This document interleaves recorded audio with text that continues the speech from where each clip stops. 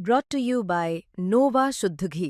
जब जब खाए दिल खुश हो जाए, सदियों का नोवा शुद्ध देसी घी, सपना स्वस्थ भारत का। I love घी। अरसे बाद चंद्रबाबू नायडू और रेवंत रेड्डी हैदराबाद में Ramoji Rao excellence award ceremony में मिले तो दोनों की एक जैसी मुस्कुराने की तस्वीरें सामने आई, लेकिन दोनों की मुस्कुराने की वजह अलग अलग थी। जुबली हिल्स का उपचुनाव रेवंत रेड्डी कांग्रेस को जिताने में सफल हुए। चंद्रबाबू नायडू इसीलिए खुश हुए कि बिहार में एनडीए की बड़ी जीत हुई। रेवंत रेड्डी कांग्रेस के दिग्गज नेता है और चंद्रबाबू नायडू टीडीपी के सुप्रीमो है। अलग अलग पार्टियों में होने के बाद भी दोनों को बहुत सारी चीजें एक साथ लाती हैं। दोनों तेलुगु स्टेट के सीएम हैं, दोनों राज्यों के बीच बहुत सारे मसले कॉमन हैं और सबसे बड़ी बात यह है कि रेवंत रेड्डी चंद्रबाबू नायडू के बनाए पुराने शिष्य हैं, जो आज बढ़ते बढ़ते इतने बड़े हो गए कि उनके बराबर एक राज्य के सीएम बने हैं। Ramoji Rao excellence award ceremony में सोफे पर बैठकर दोनों ऐसे गपियाए कि सोशल मीडिया पर वायरल हो गए। दोनों के बीच क्या बातें हुई, क्यों इतना खिलखिला रहे थे, ये तो दोनों वही जानते होंगे, लेकिन हो सकता है कि दोनों के पीछे बैठे सीट पर जो लोग थे उनको इसके बारे में भनक जरूर लगी हो। लगा नहीं कि दोनों ने इस मौके पर पॉलिटिक्स डिस्कस की हो। ओल्ड टाइज और डिफरेंट पॉलिटिक्स के बाद भी दोनों ने सेम केमिस्ट्री बनाए रखी। यही चंद्रबाबू और रेवंत रेड्डी का रिश्ता है, जब भी मिलते हैं सेम केमिस्ट्री दिखती है। हालांकि हैदराबाद की इस बिल्कुल नई नवेली मुलाकात से कोई नई पॉलिटिक्स कयासबाजी या अटकलबाजी शुरू नहीं है। चंद्रबाबू और रेवंत रेड्डी की राजनीतिक मजबूरी भी है कि अलग अलग तेलुगु राज्यों को लीड करने के कारण चाहे भी तो पर्सनल ईगो आड़े नहीं ला सकते।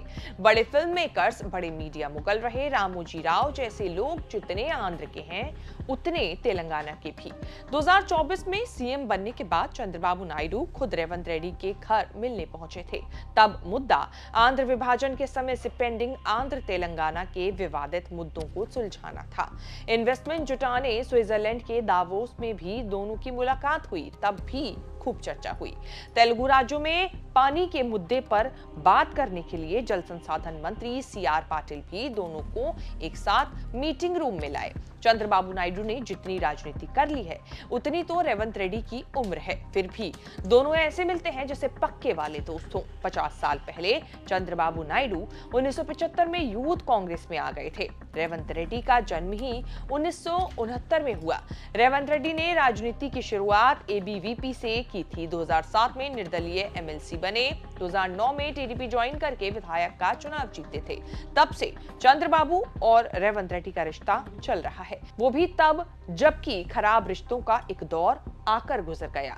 रेवंत रेड्डी पर एक दाग है जो टीडीपी और चंद्रबाबू नायडू से औपचारिक रिश्ता टूटने के बाद भी पीछा नहीं छोड़ रहा है। ये दाग भी चंद्रबाबू नायडू के प्रति रेवंत रेड्डी की निष्ठा के कारण ही लगा था। 2015 में चंद्रबाबू नायडू के सीएम रहते रेवंत रेड्डी गिरफ्तार हुए, वो भी तब जबकि वो टीडीपी विधायक थे। आरोप लगा कैश फॉर वोट केस का। तेलंगाना एमएलसी चुनाव में टीडीपी उम्मीदवार को जिताने के लिए नॉमिनेटेड एमएलए एल्विस स्टीवेंसन को घूस देने का आरोप लगा। एंटी करप्शन ब्यूरो ने जाल बिछाकर रंगे हाथ पकड़कर रेवंत को जेल में डाल दिया। 30 दिन जेल में रहने के बाद जमानत पर बाहर निकले। टीडीपी को लगा कि दाग धोने के लिए चंद्रबाबू ने रेवंत रेड्डी को पार्टी से बाहर निकाल दिया। रेवंत रेड्डी पर तेलंगाना सीएम केसीआर और एसीबी पर साजिश रचने का आरोप लगाया, लेकिन कभी चंद्रबाबू के खिलाफ उंगली नहीं उठाई। टीडीपी से निकाला जाना रेवंत रेड्डी की लाइफ का सबसे बड़ा टर्निंग पॉइंट साबित हुआ। रेवंत रेड्डी केस से तो आज तक बरी नहीं हुए, लेकिन कांग्रेस आकर अपनी और पार्टी की किस्मत जरूर पलट दी। रेवंत रेड्डी 2018 में कांग्रेस में आए और उन्होंने वो कर दिखाया जिसने तेलंगाना में उनकी और कांग्रेस की किस्मत बदल दी। कांग्रेस में रहते हुए केवल 5 साल में कांग्रेस की सरकार भी बनवा दी और खुद भी सीएम बन गए। प्रोटोकॉल अब ये है कि चंद्रबाबू नायडू और रेवंत रेड्डी के बीच बराबर में बैठकर ही बात हो सकती है। रेवंत और चंद्रबाबू नायडू की हर मुलाकात को शक से अगर कोई देखता है तो वो हैं जगन मोहन रेड्डी। आंध्र में सीधी राजनीतिक लड़ाई जगन मोहन और चंद्रबाबू की है। जगन और रेवंत रेड्डी के बीच कोई बहुत अच्छे संबंध माने नहीं जाते। जगन मोहन रेड्डी कई बार शक जता चुके हैं कि रेवंत रेड्डी चंद्रबाबू नायडू और राहुल गांधी के बीच कड़ी का काम करते हैं। चंद्रबाबू और रेवंत रेड्डी के अच्छे संबंधों को अक्सर भविष्य की राजनीति से भी जोड़कर देखा जाता है। दिल्ली की राजनीति में चंद्रबाबू नायडू नीतीश कुमार के साथ मोदी सरकार 3 की बैसाखी बने हुए हैं। दोनों के समर्थन से ही सरकार चल रही है। विपक्ष ने उम्मीदें पाल रखी हैं कि आज नहीं तो कल चंद्रबाबू नायडू और नीतीश कुमार ही मोदी की सरकार को गिराएंगे। हालांकि 1.5 साल में दोनों नेताओं ने एक भी ऐसा मौका नहीं ढूंढा जिससे मोदी सरकार में कोई हलचल दिखे। शेष भारत की इस रिपोर्ट में इतना ही। इस रिपोर्ट को लेकर आपकी क्या राय है, हमें कमेंट करके जरूर बताएं और इस तरह की खबरें आगे भी देखने के लिए बने रहें न्यूज़ तक के साथ। अंग्रेजी बेहतर करने के लिए क्या करना चाहिए? क्या टिप्स हैं, अगर आप 1 2 3 4 5? सबसे पहले आप किसी चीज़ के रिक्वायरमेंट को महसूस करोगे तो उसको बेहतर करोगे।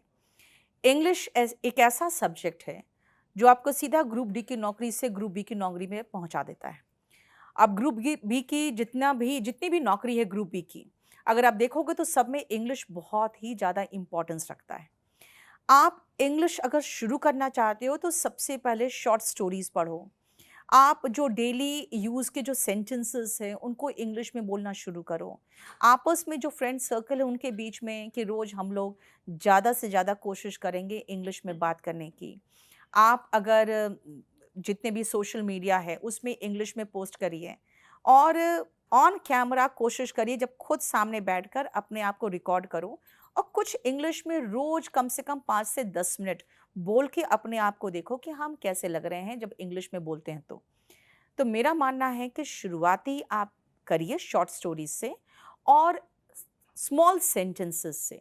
यहाँ से आप धीरे धीरे जब कॉन्फिडेंट होगे तो अपने आप ये लैंग्वेज आएगा, क्योंकि ये लैंग्वेज देखा जाए सही मायने में तो हिंदी से आसान है। मैम, इंग्लिश को लेकर ही और जैसे अच्छी अंग्रेजी बोलने के लिए क्या करना चाहिए? अच्छी अंग्रेजी देखिए, मैं मानती हूँ कि जो इंग्लिश मीडियम के स्टूडेंट्स हैं अगर वो थोड़ा सा भी कोशिश करते हैं तो बहुत अच्छी इंग्लिश बोलने लगते हैं, क्योंकि उनका बेसिक्स जो होते हैं वो क्लियर होता है। तो अच्छी इंग्लिश बोलने के लिए सबसे पहले आपको शुरुआत तो बेसिक से करना पड़ेगा। जो डेली यूज़ की वोकैबलरीज हैं प्लस आपका जो एनवायरनमेंट आप जहाँ रहते हैं वहाँ से रिलेटेड सारे सेंटेंसेस आपको आने चाहिए। आप इंग्लिश में सोचना शुरू करो। पहले शॉर्ट स्टोरीज़ पढ़िए, फिर नॉवेल्स पढ़िए, कुछ अच्छी किताबें पढ़िए। बहुत अच्छी किताबें भी हैं बाज़ार में। द आर्ट ऑफ लेटिंग गो मैंने जैसे हाल में पढ़ा है। उसके बाद एक एटॉमिक हैबिट्स है, वो देखिए। तो आप अच्छी किताबें इंग्लिश में पढ़िए, आप बहुत पॉजिटिव थॉट से भी भर जाओगे और इंग्लिश भी अच्छी होती चली जाएगी। कब अच्छी हो जाएगी आपकी इंग्लिश आपको पता भी नहीं चलेगा।